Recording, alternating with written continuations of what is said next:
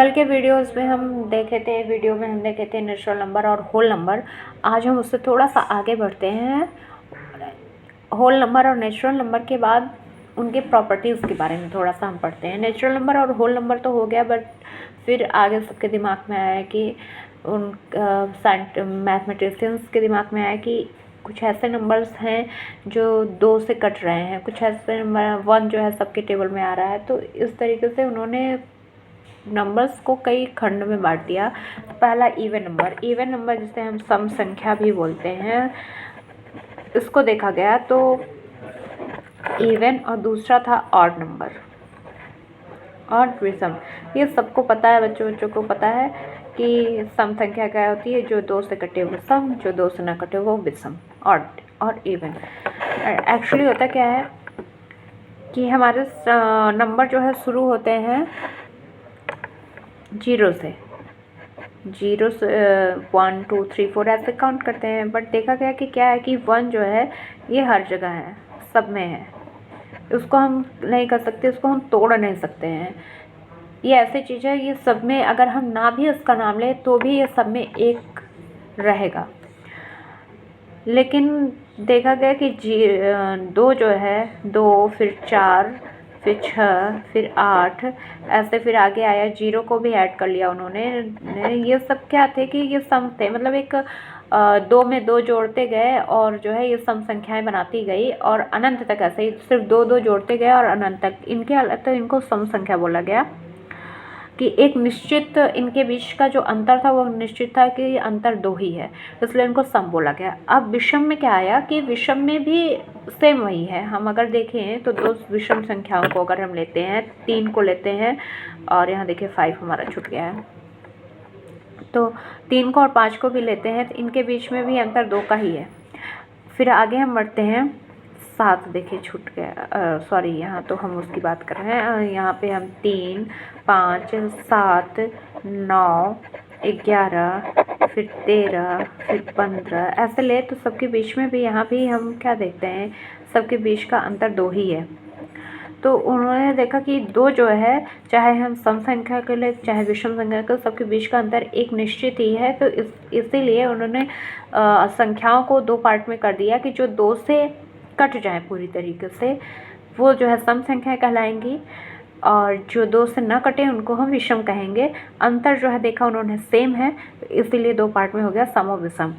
लेकिन इसे सम विषम में उनको देखा कि सम संख्या तो ठीक थी, ये तो सिर्फ 2 से ही कट रही थी, इनके बीच में कोई दिक्कत नहीं थी। लेकिन विषम संख्या में एक और चीज़ आई कि कुछ संख्याएं उनके पास ऐसी थी जिनके पास जो कई और संख्याओं के गुणांक थे, मतलब उनके कई और संख्याओं को जोड़ने से मिल रहे थे। लेकिन जैसे एक ही संख्या को, जैसे 9 है हमारा, तो 3 को एक ही संख्या को कई बार जोड़ दो, कई बार नहीं 3 बार जोड़ दो, हमारा 9 आ जा रहा था। एक ही संख्या 3 को ही 5 बार जोड़ दो तो हमारा 15 आ जा रहा था।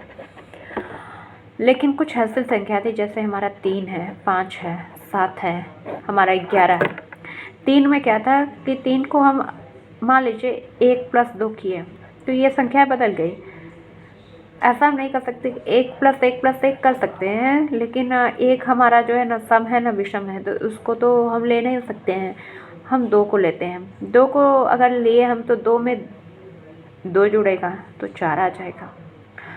तो 3 तो गया, 5 पे ट्राई करते हैं। 5 पे उन्होंने ट्राई किया तो देखा कि सबने ट्राई किया, तो अगर 2 को 3 बार जोड़े तो 6 आ रहा था।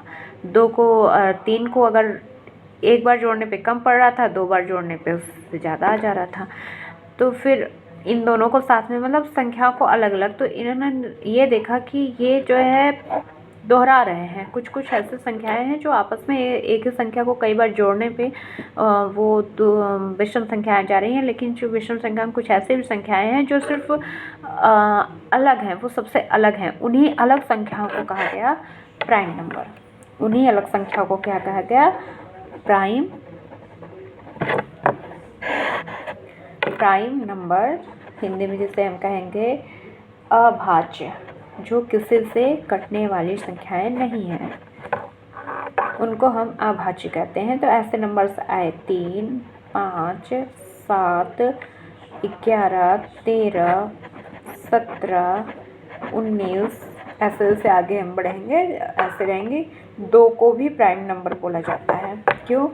क्योंकि 2 हम 1 को तो ले नहीं सकते, हमको पहले से ही पता है 1 सब में रहता है, तो इसको हम ले नहीं सकते हैं। और 2 को कोई और चीज़ से हम एक ही नंबर के 2 के अलावा किसी चीज़ से जोड़ नहीं सकते हैं। तो इसलिए इन सबको कहा गया कि ये अभाज्य संख्याएँ हैं। अच्छा, इनके बीच का डिफरेंस देखिए अलग होगा।